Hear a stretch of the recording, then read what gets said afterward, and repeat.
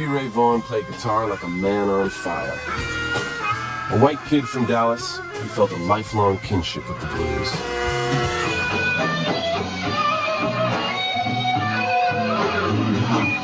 After years of struggle and obscurity, he emerged as one born in Dallas, Texas. I'd really get mad, and I would leave and he would play the guitar just as soon as I left. With no interest in music lessons, the boys taught themselves to play by listening to records. It was the late 60s, the era of British rock guitar heroes like Eric Clapton, Jeff Beck, and Jimmy Page. But the Vaughan brothers were drawn to another sound, a raw, emotional music with deep roots in Southern culture, the blues. The boys taught themselves the guitar techniques of blues wizards like Albert King, B.B. King, Otis Rush, and Buddy Guy.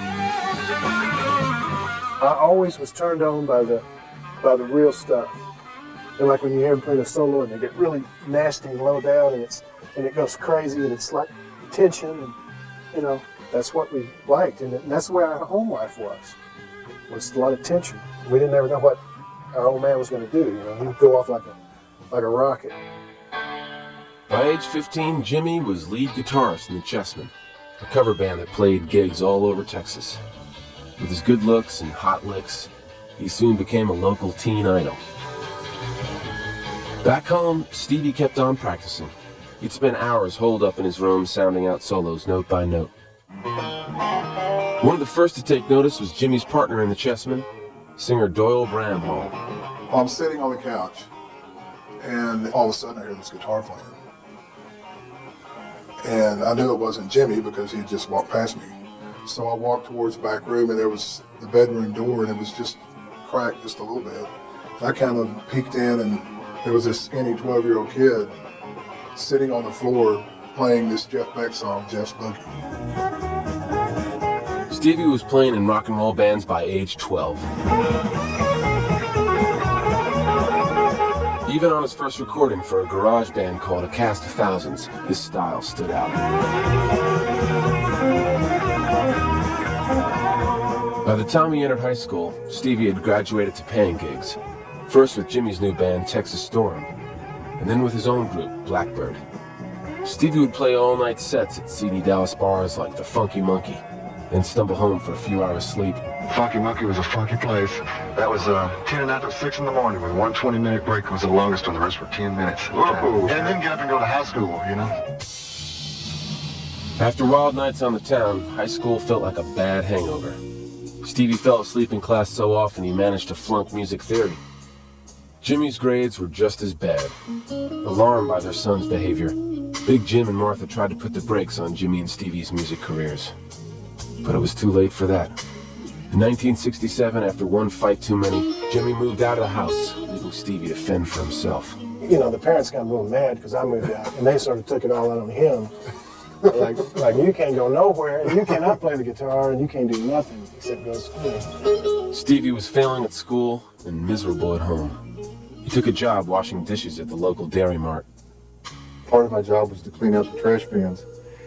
I was standing on this barrel to clean out the trash bin, and the top caved in. I fell in the grease up to here, and right then I decided I'm not going to do this anymore. I'm going to play guitar. In early 1971, Jimmy and Doyle grew. He was 17 years old. Austin was as wild and free as Dallas was straight. On the east side of town, aspiring bluesmen could soak up the real thing. Musicians in Austin were royalty in tatters, and Stevie fit right in. When he first came to town, he even slept on a barroom pool table. Austin was a place you could come and play your music and dress the way you wanted to. It was pretty much a little San Francisco. Stevie hooked up with another popular Austin group called the Cobras, a two-guitar band with Stevie taking the back seat. 2 years later, with only one single to show for their efforts, Stevie grew frustrated and quit. After almost 5 years in Austin, he'd reached yet another dead end. But his real journey was only just beginning. He's like a vagabond, toting his guitar and portable record player. There was a house on the east side of Austin, a big 2-story house that several of us lived in. And there was a lot of of drinking. There was cocaine. We had this thought that in order to play the blues, you also had to live the blues. And we thought in order to live the blues, you have to really be down. By 1975, Jimmy Vaughan's new group, the Fabulous Thunderbirds, were the talk of Austin. They became the house band at Antone's, the top blues club in town. Stevie was still in the shadow of his brother. I think he probably had to try harder than me because he had to beat me. And I was already, going around established and doing things.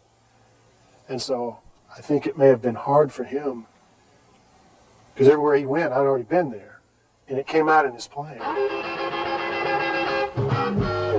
In 1977, Stevie decided it was time to strike out on his own. He put together a band called Triple Threat, sharing the spotlight with veteran bluesman W.C. Clark and a wild young singer named Luann Barton. With Triple Threat, Stevie channeled the blues with an energy and abandon that set audiences reeling. Some nights he played until the skin on his fingers shredded. He'd stick the calluses back on with super glue and play some more.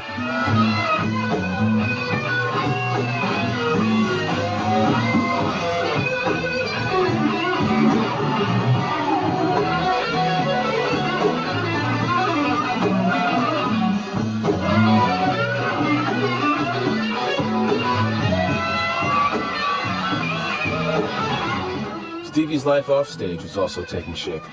In 1979, he fell for a tough-minded Lebanese beauty named Lenny Bailey. That December, between sets at the Rome Inn, Stevie and Lenny got married. The wedding was pretty spontaneous. It wasn't like it had been planned for weeks in advance. It was like, hey, let's get married. Here I got this wire, I'll make some rings and let's do it. But the good times didn't last long. First, W.C. Clark left, and Stevie renamed the band Double Trouble. Then, in the middle of a 1979 tour, Luann Barton quit too. Part of the band wanted to go one direction, part of the band wanted to go another direction. And ultimately what ended up happening is whoever really wanted to go with Stevie, he remained in the band. Double Trouble's drummer Chris Layton decided to stick it out with Stevie. In 1980, Tommy Shannon, a bass player who had played with Stevie back in the days of Crackerjack, saw the band one night and decided he wanted in. When I walked in the door and I heard him playing, it was like a revelation. It was like, that's where I want to be. That's where I belong, right there. The reborn Double Trouble was a stripped-down three-man unit with Stevie out front on his own for the first time ever. When he began using his full name on stage, Stevie Ray Vaughan finally emerged from the shadows. And we get out there and we start playing it. A few people start booing and stuff, and that sounds like hundreds. And so we're like, nobody likes this. But Stevie Ray's performance was appreciated by one fan in attendance, pop star David Bowie. I saw him working in a jazz concert in Europe, and he was like second on the bill or something, and this little kid from Austin, Texas, came out and just played some of the most devastating city rhythm and blues I've heard in years. It was great. Bowie asked Stevie to play guitar on his new album, Let's Dance. He's great. He walks in the studio before they get the tape on, he's going. That's exactly what he wants to do. He's running. Stevie Ray's swaggering guitar helped make Let's Dance the best-selling album of Bowie's career. Now Bowie wanted to hire Stevie to join his touring band, but Stevie declined. By the time this video was released, Stevie was out of the picture. Even without a record deal of his own, Stevie decided to go for broke with Double Trouble. In December of 1982, they went to LA to record an album's worth of music. They sent the results to legendary talent scout John Hammond, the man who discovered Bob Dylan and Bruce Springsteen. Hammond got the band signed to Epic Records and personally supervised the final mixes of their debut album, Texas Flood. We just went in and did the records. We did it in 2 days, And, 2 days? Well, we did all the tracks in 2 days, did 8 songs one day and 2 the other. Did the vocals in 2 days, mixed it in 2 days, mastered it in 2 days. Texas Flood was released to glowing reviews and sold over 500,000 copies. After years of scuffling, Stevie Ray Vaughan was an overnight success. It was the heyday of Boy George and a Flock of Seagulls, And here was Stevie Ray Vaughan revitalizing the blues, playing music that came straight from his soul. It's got more to do with people's souls and people growing than anything. It's interesting to hear a musician say that, because so many times musicians are just after the brass ring at the end of it. It's good to see when somebody's got a lot of sincerity. Well, it's got to be sincere. What are we doing if we're not doing it sincere? We're messing around. That's not what this is about. There's just a feeling. It's something that you can't go and read out of a book. It's something that you can't just go and take a bite of and eat and have it. It's something that's there. Something that you grow up with. I don't know if it's the dirt, it's the water, the air. But hope to God it's all of them.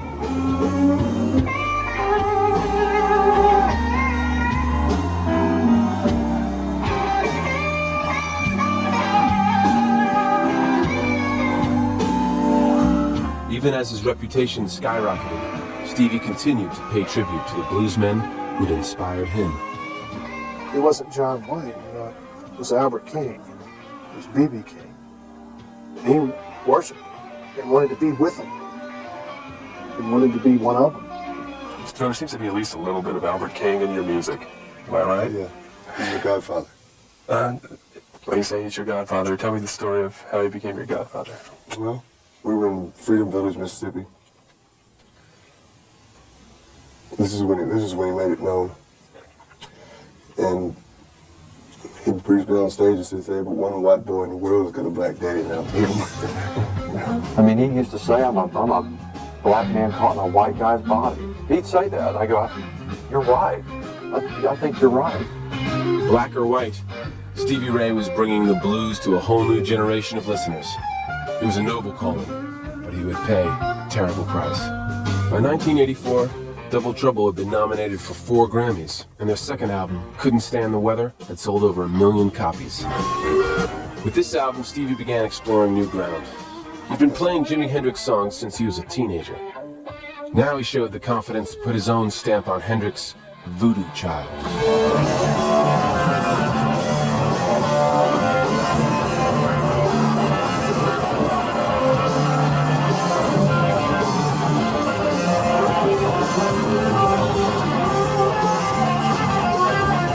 Stevie had a certain kindred spirit with him, even though they had never really met.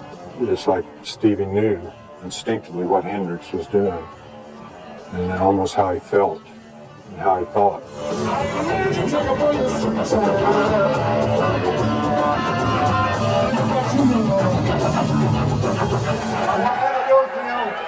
One of the great guitar players of all time, Stevie Ray Vaughan. In October of 1984, Stevie Ray and Double Trouble performed at Carnegie Hall. To celebrate, Stevie brought along an all-star supporting cast, including Dr. John on piano and his brother Jimmy on guitar. They wore custom-tailored velvet suits. His parents flew in from Texas to share in Stevie's triumph. You know, you're on TV and you start getting offers to go open for people, and you start making more money and More women. things get more exciting, and you're like, oh wow, this is cool. But with fame and fortune came excess. Stevie Ray's performance contract required a 5th of scotch in his dressing room each night. His cocaine habit rose to 4 grams a day. To cure hangovers, he liked to dissolve some of the coke into a glass of whiskey for a morning pick-me-up. For their 3rd album, Double Trouble added a 4th member to the band, ace keyboard player Reese Winans. For the first time in a studio, Stevie had the luxury of time and money. What he lacked was inspiration. We'd spend hours playing ping pong, or we're paying for the studio time, we've been there playing ping pong. Where previous albums have been recorded in days, this one took weeks. There were mounds of cocaine laying on top of the organ. Mounds, huge. It was very scary to watch. Where I was doing a lot, Stevie was doing 5 times, 10 times more than I was doing. When it was released, Soul to Soul lacked the fire and bite of the first 2 albums. On stage, Stevie was looking worn out. In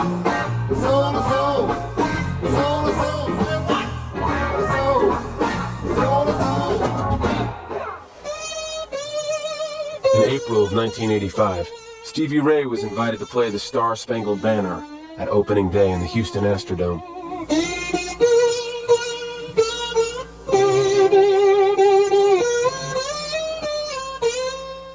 The crowd booed.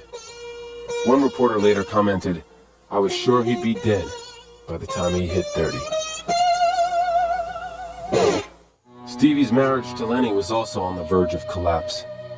His growing fame had pushed her to the sidelines, and she reacted bitterly. Totally insane, to be honest. There was a lot of fighting. I mean, physical fighting. And like I said earlier, it was like I was a referee. Returning to Austin after a long stretch on the road, Stevie found their house padlocked and Lenny gone.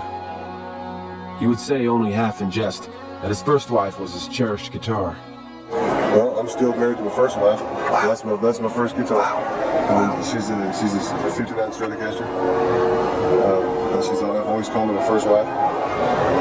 She don't talk back to me, she talks for me. She don't scream at me, she screams for me. The world non-stop and running out of fuel. All that excessiveness brings about excess everywhere else. All of our personal lives. You know, I mean, I wouldn't want to wish it on anybody. You know, we're out there, we're going like 100 miles an hour, but we're kind of dragging ourselves along and everybody else with us. Yeah! Here, Bert. While we're out there doing that, you know, then you've got people that are behind you going, yeah, keep on going, man, keep going, you know, keep working, you know, you've got some more gigs, got another TV show, you need to make another record. And you're like, hey, can I do this?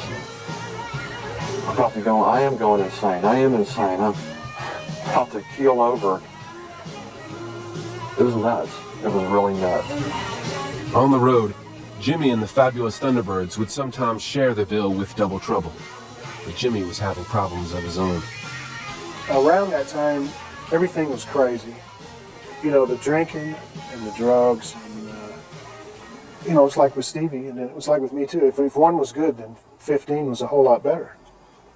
And that's just the way it went, you know, with everything. There came a time that, you know, it all had to come to an end. It was like, who's going to find the stopping point here, or how's that going to happen? On August 27th, 1986, Stevie and Jimmy's father, Big Jim Vaughan, died after a long illness. Both sons rushed home to comfort their mother, but there was little time to mourn. As soon as the funeral was over, a jet rushed Stevie back on the road. 1 month later, on tour in Europe, Stevie Ray hit the wall. We were out on the street walking around, and he started throwing up on the street. He was throwing up blood. And he said, God, man, he goes, I need a drink. I said, no, you don't need a drink. He goes, I know I don't, but I need one. And then he started throwing up some more blood. Stevie managed to struggle through 2 more shows, but everyone knew this was the end. The tour was canceled, and Stevie was admitted to a rehab hospital in London. The cocaine he'd been dissolving into his whiskey each day was ripping his stomach apart. The doctor told him he was a month away from dying. Before I sobered up, I was to the point where I thought that I would go ahead and stay high as I could get until I died, and that'd be pretty sad, and that was okay. Yeah. That's where I was at. Because I didn't know how to, I knew that I couldn't keep going, and I knew that I couldn't stop. Yeah. Then that's a hell of a place to be.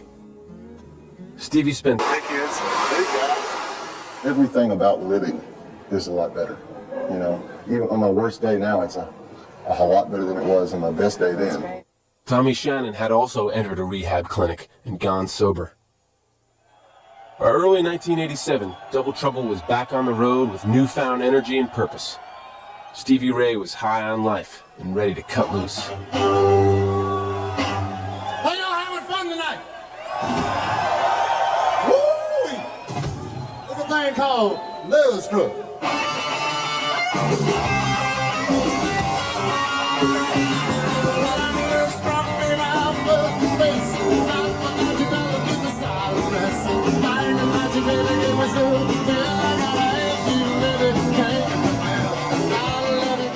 Stevie had turned his life right side up, and he wanted to help others do the same.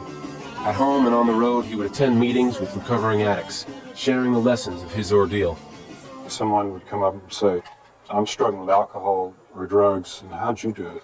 And he'd just light up, you know, it was like just totally light up, and then just get all excited and invite that person, well, come on in, you know? And, you know, it was wonderful to watch.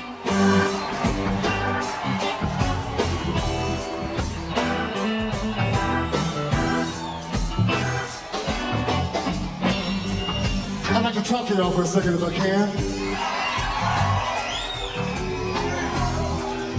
Because, you know, basically I get to start off thanking God that I'm alive and well enough to be with you today.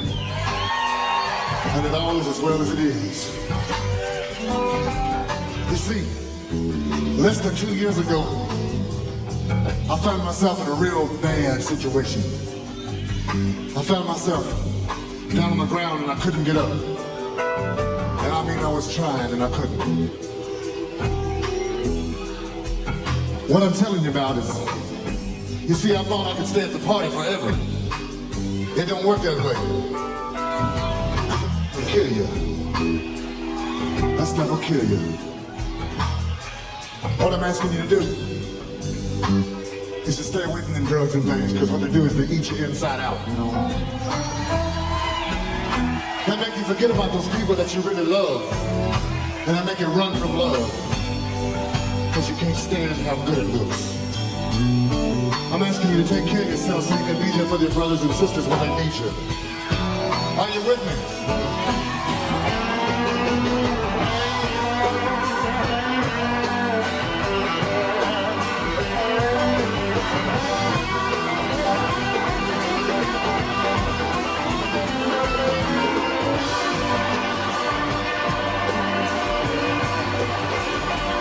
Stevie Ray Vaughan had made it through hell and back.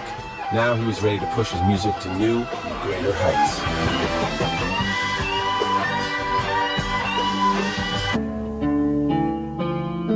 By 1988, Stevie Ray Vaughan and Double Trouble were ready to return to the recording studio. For the first time, they were trying to make a record clean and sober. We were wondering, can we be creative without the cocaine and alcohol, you know? Because it seemed like I never played without it in my life. I mean, it took several days just to sit down and do our first song. But as it progressed, we started gaining more confidence. I did have a lot of fun making this record. And I had a lot of fun dealing with the stuff that I usually just didn't know that went on. What kind of stuff? Well, like I said earlier, you can see a little better with your eyes open, and I could also hear better. But it wasn't just about music this time. Stevie had a tale to tell. To help him tell it, he turned to his old friend Doyle Bramhall, who had gone through his own battle with addiction. Together they wrote new songs about walking the tightrope to recovery.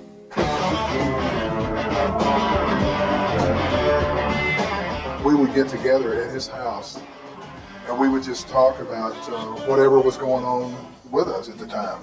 We came very close to dying.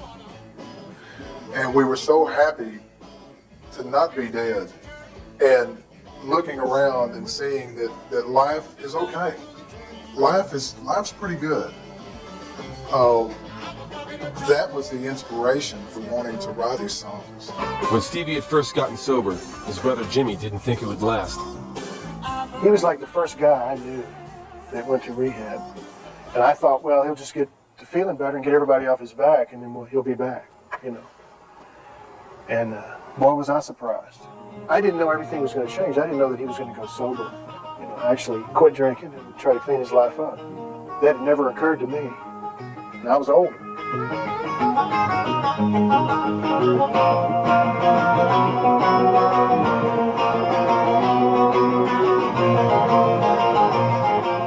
Instead, Stevie's journey prompted Jimmy to do the same. In 1989, Stevie Ray and Jimmy decided to make a record together. The result was Families. It was really a lot of fun, and it really seemed natural. It was fun, like it was like we had gotten back together, and it was almost like we were at home. I've never seen him happier, and I've never seen him play better. Yeah, I mean, it was almost like magic, the way he played. We've probably gotten closer making this record than we have been since we were all kids at home. And I needed it. You know, I can honestly say I needed it. Stevie Ray Vaughan was no longer just a son of the blues. He had taken his place on stage as one of the greats.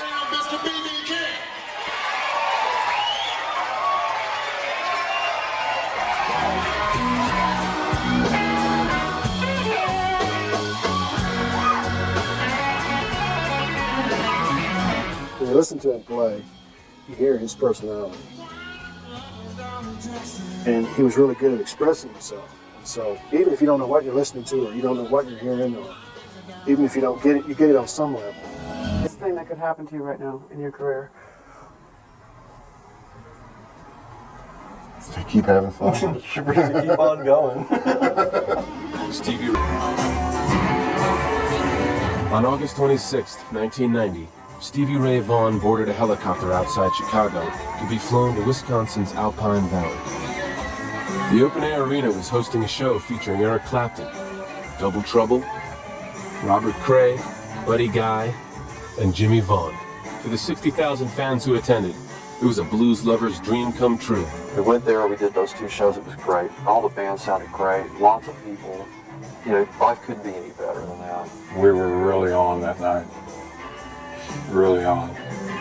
At the end of the show, as fog settled over the crowd, the all-star lineup of guitar players returned on stage for this rousing final jam on Sweet Home Chicago. When Stevie started playing, I remember, God, it was like this. The first note he played was like this big bend note. It was like that. I just like it sounded like bigger than the whole place. It was Stevie's night, and I think anybody would tell you that. He was just amazing. He just played. It was like at the top of his.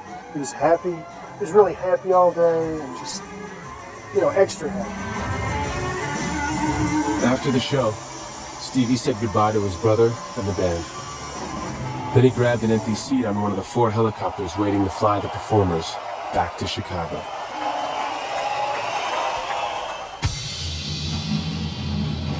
Guitar great Stevie Ray Vaughan was killed early this morning when a helicopter flying him out of Alpine Valley Music Theater in East Troy, Wisconsin, crashed into a fog-shrouded hill. Vaughan, who would have turned... I looked out and the sun was coming up, and I thought, there's no way this is true. This couldn't happen. And I ran from the room. I called security and had them meet me at his room, Stevie's room. And I said, you gotta let me into this room.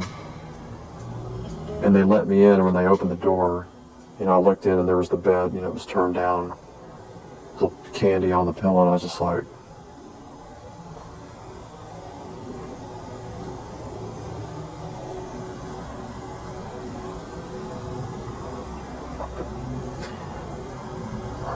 I guess it's just something I'll never get over that.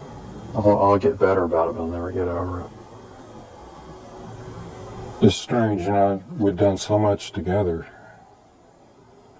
Honestly, you know, for a while I felt like, wait a minute, I was supposed to have been on there too. What happened? You know, wasn't I supposed to go too? You know, I had such confusing feelings, you know, that it was... I mean, there's really no way I can put it into words. It's just like, it totally ripped my life apart. Amazing grace, how sweet the sound that saved a wretch like me. I once was lost. And not in a million years could you have ever thought any of this would be possible. I thought we were going to go on like we'd always been going, you know. Stevie Ray Vaughan died on the same day his father had 4 years earlier. 'Twas grace that taught my heart to fear. 3 days later, back in Dallas, he was laid to rest in a grave beside his father. Thousands who knew him and who were touched by his music gathered to say goodbye. I've met people since he died that say, I saw him, I don't even like blues music, and I saw, this one man said this, he said, I don't even really like blues music, but I don't really care for guitar playing and all that stuff. He goes, but I saw him on TV once, and he goes, when he died, he goes, I cried. He goes, I'm not even sure why. Stevie Ray didn't believe that death was the end. Death was just when people change, he said. You can't physically see them or talk to them. They are there. For Stevie Ray Vaughan, blues was the essence of life itself. A musical tapestry of joys and sorrows, tragedy and triumph. For 35 years, he gave that music everything he had.